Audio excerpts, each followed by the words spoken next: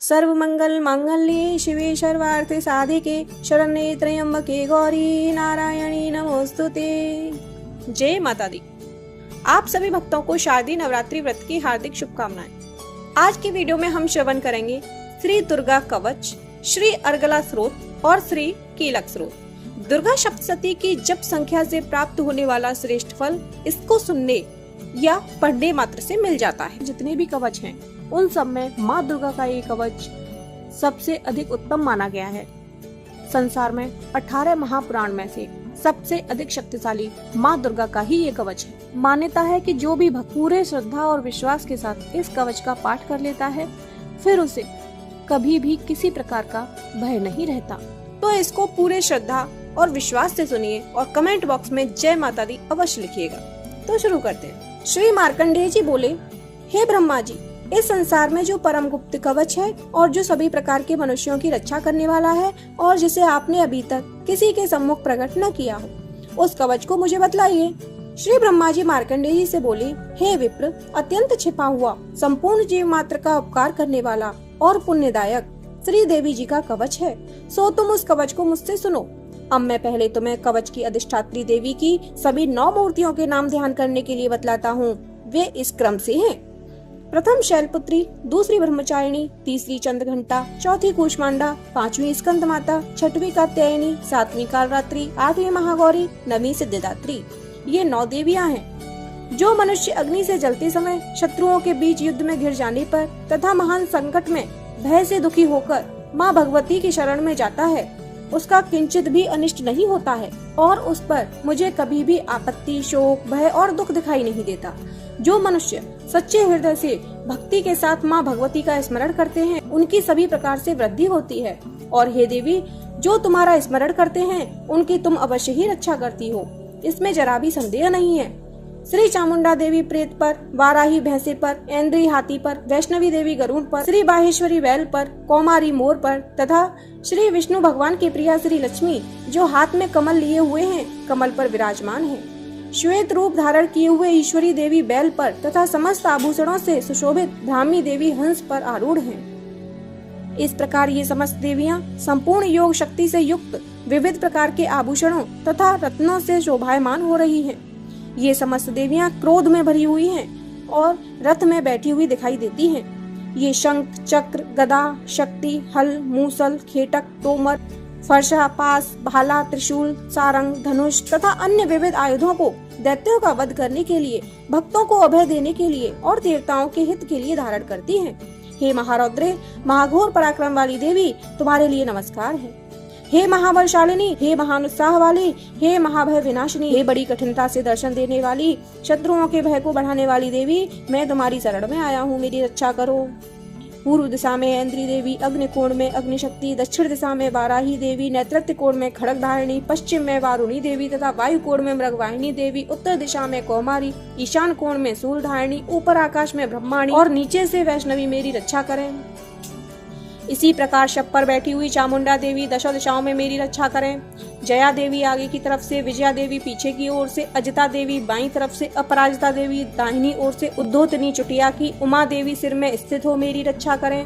इसी प्रकार मालाधारी माथे की यशस्विनी देवी दोनों भौहों की, त्रिनेत्रा देवी भौहों के मध्य स्थान की, नथनों की यमघंटा देवी आंखों के मध्य की शंकिनी देवी, कानों की द्वारवासिना देवी, कालिका कपोलों की, कानों के मूल भाग की शांकरी, नासिका की सुगंधा, ऊपर के होठ की चर्चिका देवी, अमृत कला नीचे के होठ की तथा सरस्वती देवी जिह्वा की, दांतों की कौमारी, कंठ देश की चंडिका, चित्रघंटा गले की, तालु की महामाया रक्षा करें।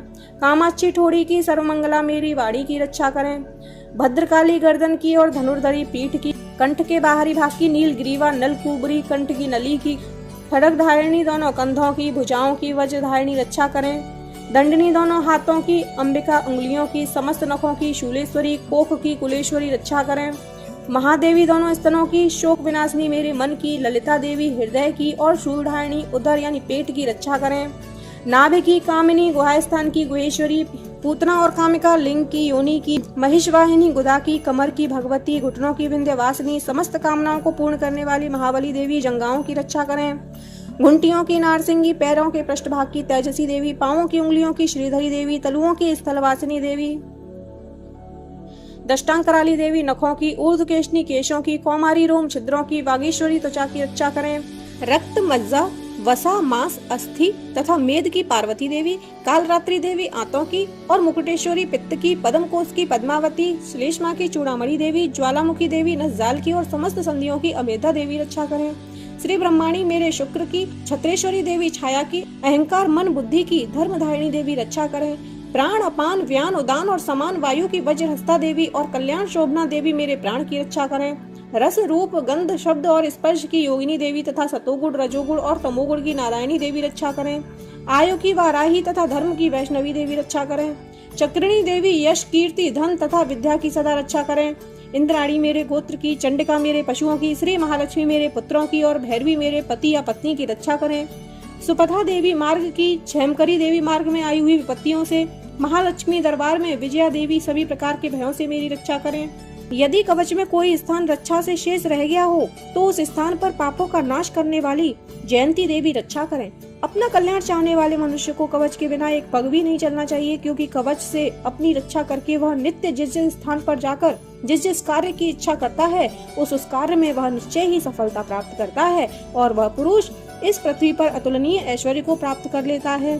जिसने यह कवच धारण कर रखा है वह युद्ध में निर्भय होकर विजय को प्राप्त करता है और तीनों लोकों में पूजनीय होता है।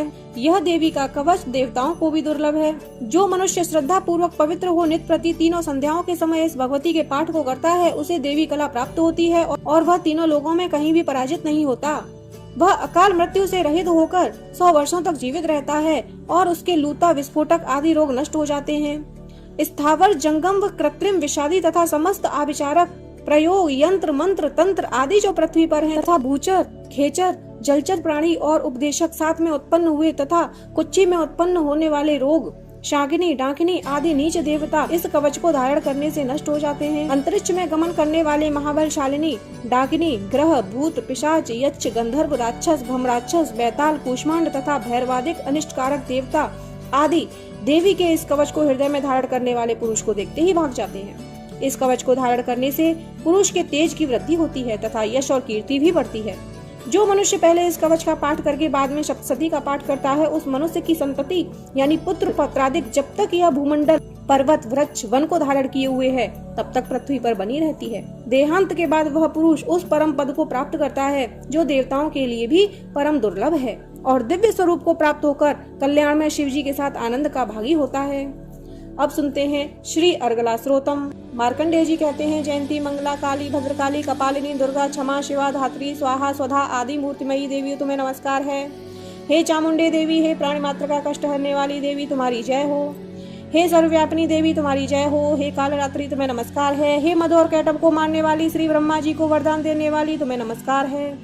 हे देवी मुझे रूप दो, जय दो, यश दो और शत्रुओं का नाश करो।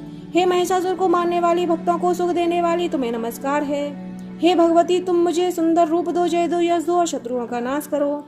रक्त बीज दैत्य का वध और चंड मुंड का विनाश करने वाली देवी मुझे रूप दो, जय दो, यश दो और शत्रुओं का नाश करो। हे शुंभ और निशुंभ तथा धूम्रलोचन दैत्यों का मर्दन करने वाली मुझे रूप दो, जय दो, यश दो और शत्रुओं का नाश करो। सभी के द्वारा पूजित युगल चरणों वाली देवी, हे संपूर्ण सौभाग्य देने वाली देवी मुझे रूप दो, जय दो, यश दो और शत्रुओं का नाश करो। अचिंतनीय रूप और चरित्र वाली, समस्त शत्रुओं का विनाश करने वाली देवी मुझे रूप दो, जय दो, यश दो और शत्रुओं का नाश करो। हे दुखनाशक चंडिके, भक्ति से सदैव नमस्कार करने वालों को तुम रूप दो, जय दो, यश दो और शत्रुओं का नाश करो। हे चंडिके, हे रोग नाशिनी, भक्ति पूर्वक तुम्हारी स्तुति करने वाले भक्तों को रूप दो, जय दो, यश दो तथा उनके शत्रुओं का नाश करो। हे चंडिके, जो भक्ति पूर्वक तुम्हारी पूजा करते हैं उन्हें रूप दो, जय दो, यश दो और उनके शत्रुओं का नाश करो। हे देवी मुझे सौभाग्य, आरोग्य तथा परम सुख दो और रूप दो, जय दो, यश दो और शत्रुओं का नाश करो। हे भगवती बैरियों को नष्ट करो, मुझे बलवान करो, रूप दो, जय दो, यश दो और शत्रुओं का नाश करो। हे देवी मेरा कल्याण करो, मुझे उत्तम संपत्ति दो तथा रूप दो, जय दो, यश दो और शत्रुओं का नाश करो। देवताओं और राक्षसों के मुकुट रत्नों से स्पर्श किए हुए चरणों वाली देवी मुझे रूप दो, जय दो, यश दो और शत्रुओं का नाश करो। हे देवी मुझे तथा अपने भक्तजनों को विद्यावान और लक्ष्मीवान बनाओ तथा रूप दो, जय दो, यश दो और शत्रुओं का नाश करो। हे प्रचंड दैत्यों के गर्भ को नष्ट करने वाली चंडिके, मुझे शरणागत को रूप दो, जय दो, यश दो और शत्रुओं का नाश करो। हे 4 भुजाओं वाली देवी, ब्रह्मा जी द्वारा प्रशंसित परमेश्वरी, मुझे रूप दो, जय दो, यश दो और शत्रुओं का नाश करो। सदैव भगवान विष्णु द्वारा स्तुत की गई अंबिके, मुझे रूप दो, जय दो, यश दो और शत्रुओं का नाश करो। हिमालय सुता पार्वती के पति भगवान शंकर से पूजित परमेश्वरी, मुझे रूप दो, जय दो, यश दो और शत्रुओं का नाश करो। शचीपति इंद्र के द्वारा सद्भाव से पूजित परमेश्वरी, मुझे रूप दो, जय दो, यश दो और शत्रुओं का नाश करो। प्रचंड भुजदंडों वाले दुष्टों के दर्प को नष्ट करने वाली देवी, मुझे रूप दो, जय दो, यश दो और शत्रुओं का नाश करो। हे देवी, भक्त जनों को परमानंद प्रदान करने वाली जगदम्बिके, मुझे रूप दो, जय दो, यश दो और शत्रुओं का नाश करो। हे देवी, मेरे मन की इच्छा अनुसार चलने वाली श्रेष्ठ कुल में उत्पन्न सुंदर पत्नी या पति मुझे प्रदान करो। जो मनुष्य इस स्रोत को पढ़कर महास्रोत यानी कीलक का पाठ करता है, वह पुरुष सप्तशती की जप संख्या से प्राप्त होने वाले श्रेष्ठ फल का भागी होता है तथा प्रचुर संपत्ति भी प्राप्त करता है। अब हम श्री कीलक स्रोतम का श्रवण करेंगे। महर्षि मार्कंडेय जी कहते हैं, अर्धचंद्रधारी, 3 दिव्य नेत्र वाले, निर्मल ज्ञान रूपी शरीर वाले, कल्याण प्राप्ति के हेतु वेदत्रयी स्वरूप शंकर जी को मैं नमस्कार करता हूँ। मंत्रों के शाप, उत्कीलन आदि सबको समझकर निरंतर जप करने वाला सप्तशती के पाठ के बिना भी कल्याण का भागी होता है। केवल सप्तशती का पाठ व जप करने वाले पुरुष को भी उच्चाटन आदि वस्तुएं सिद्ध हो जाती हैं और स्रोत मात्र से स्तुति करने से ही भगवती सिद्ध हो जाती है। उसे अपने कार्यों की सिद्धि के लिए किसी मंत्र, औषधि या अन्य साधन के प्रयोग की आवश्यकता नहीं रहती। इसी से उसके उच्चाटन आदि कर्म और सभी अभीष्ट वस्तुएं सिद्ध हो जाती हैं। अन्य मंत्रों की उपासना और केवल सप्तशती की उपासना में कौन सा साधन श्रेष्ठ है, जब दोनों से समान रूप से कार्य सिद्ध होते हैं। लोगों की इस शंका को सामने रखकर श्री शंकर जी ने कहा कि यह सप्तशती स्रोत ही सर्वश्रेष्ठ है। फिर उन्होंने चंडिका देवी के इस स्रोत को गुप्त कर दिया। इस स्रोत का पाठ करने से अच्छे पुण्य फल प्राप्त होता है। इसीलिए जो पुरुष कृष्ण पक्ष की चतुर्दशी या अष्टमी को भगवती की सेवा में सर्वस्व समर्पित कर देता है और फिर उसे प्रसाद रूप में ग्रहण करता है, उसी से देवी प्रसन्न होती है, अन्यथा नहीं। इस प्रकार श्री शंकर जी ने इस स्रोत को कीलित कर दिया। इसीलिए इसका निष्कीलन करके जो व्यक्ति इसे नित्य जपता है वह सिद्ध, गण या गंधर्व होता है।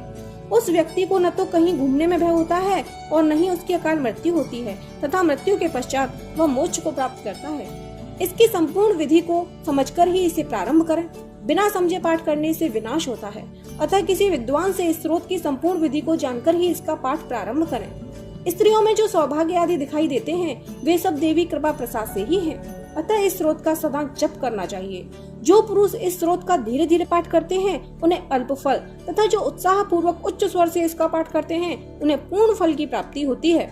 इसीलिए इसका पाठ उत्साह से उच्च स्वर में प्रारंभ करना चाहिए, जिसके प्रसाद से ऐश्वर्य, सौभाग्य, आरोग्य, संपदा, शत्रुनाश तथा उत्तम मोक्ष प्राप्त होता है। ऐसी देवी की स्तुति अवश्य करनी चाहिए। बोलो शेरावाली मैया की जय।